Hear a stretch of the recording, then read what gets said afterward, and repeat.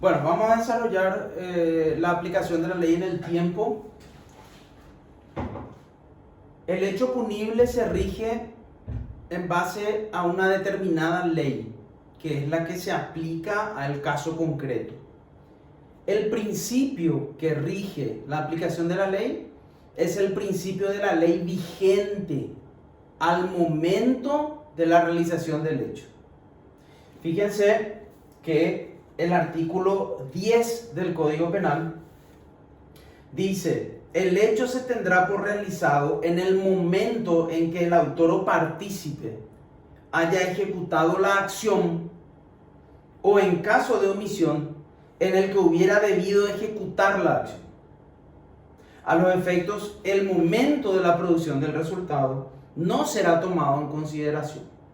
Entonces, el momento histórico que el que va a aplicar la ley tiene que considerar para aplicarla es el momento en el cual el sujeto realiza la conducta que está descrita en el tipo penal, sea una acción o sea una omisión.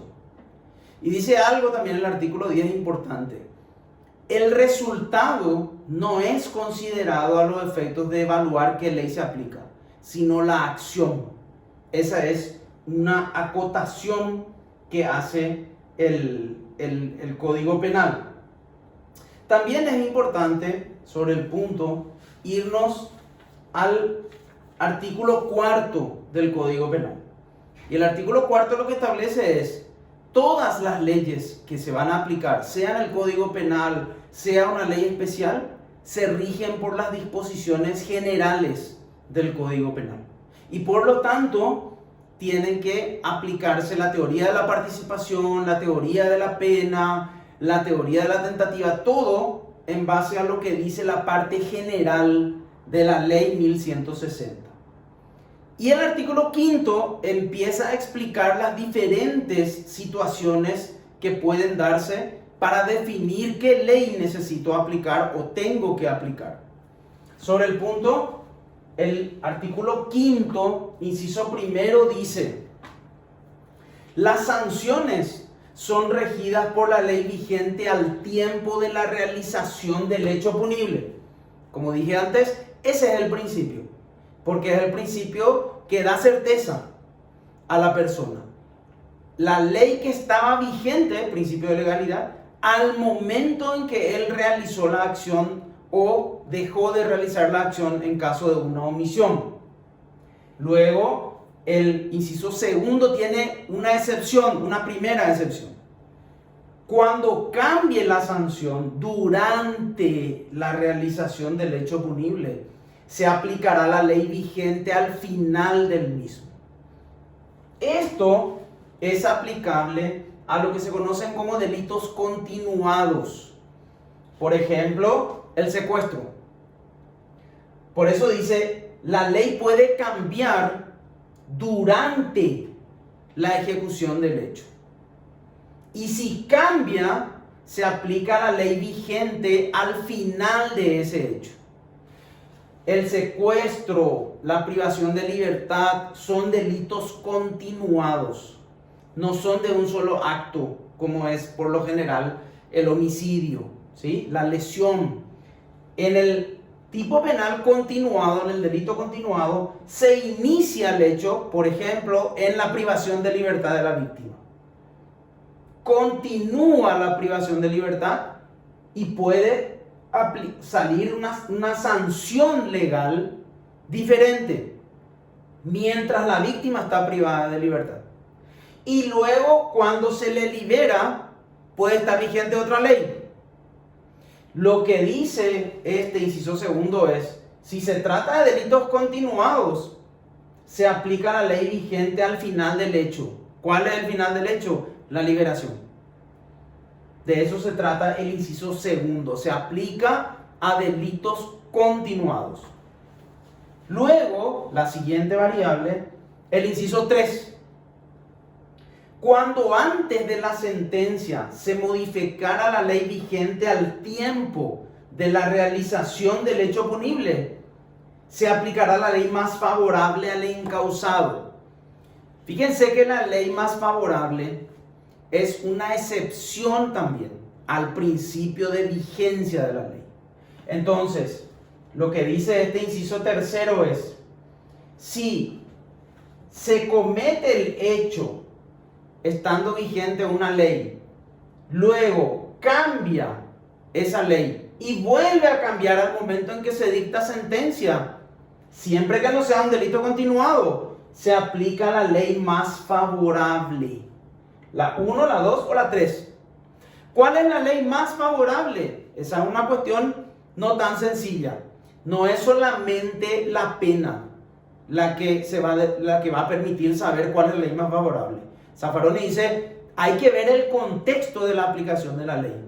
Si esta ley me permite a mí, frente a las demás, obtener, por ejemplo, reducciones de pena, o esta otra me permite salidas procesales que las demás no me permiten, independientemente del marco penal, esta va a ser la más favorable. Entonces, la interpretación de cuál es la ley más favorable es una interpretación general. Vale decir, yo tengo que analizar el hecho utilizando la ley 1 y ver su resultado. Analizando la ley 2 y ver el resultado. Analizando la ley 3 y ver el resultado. Y ahí voy a saber cuál es la ley más favorable. No puedo mezclar estas leyes. No puedo mezclar los artículos de cada una de estas leyes. Eso es muy importante entender. Entonces, la tercera opción es ley más benigna. Y la cuarta, ley más benigna, hay que tener en cuenta que tenemos artículo 17, inciso cuarto de la Constitución, y tenemos también artículos 4 y 5 del Código Procesal Penal y 481, inciso cuarto. Ahí está mencionada la ley más favorable como referencias. Y el inciso cuarto, la otra variable, dice: las leyes de vigencia temporaria se aplicarán a los hechos punibles realizados durante su vigencia, aún después de transcurrido dicho plazo. ¿Qué son las leyes de vigencia temporaria? Son leyes que se sancionan para que estén vigentes durante un tiempo determinado. Ese tiempo puede estar definido o por un principio en un día y por un final en otro día, o puede estar definido por una circunstancia.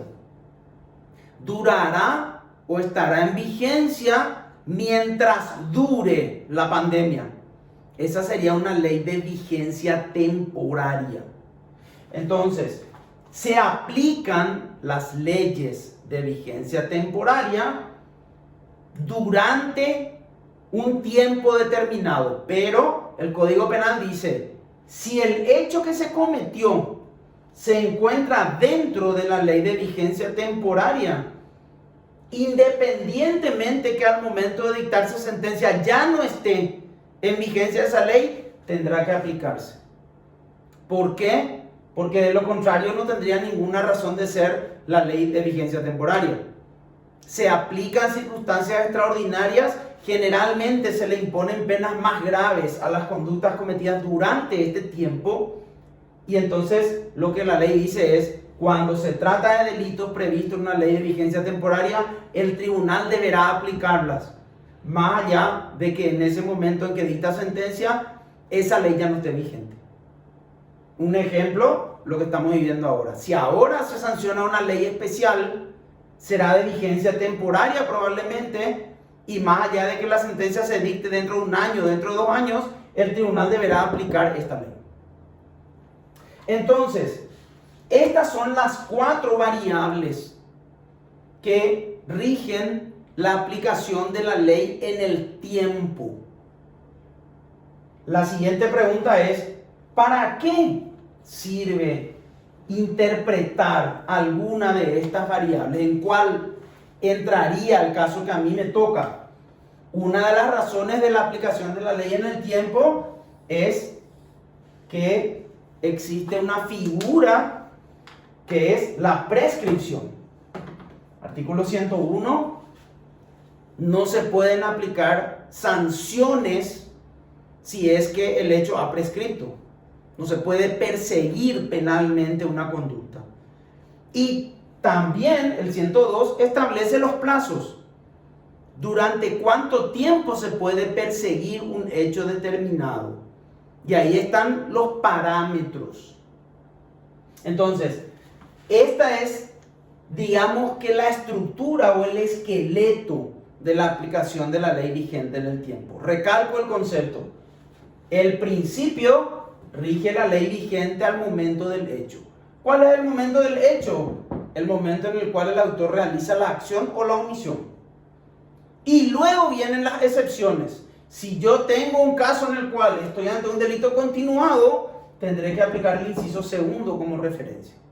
Si estoy ante un caso en el cual ha cambiado varias veces, pero no es delito continuado, voy a tener que aplicar la ley más benigna entre todas las que estuvieron vigentes desde que cometió el hecho hasta que se dicta sentencia.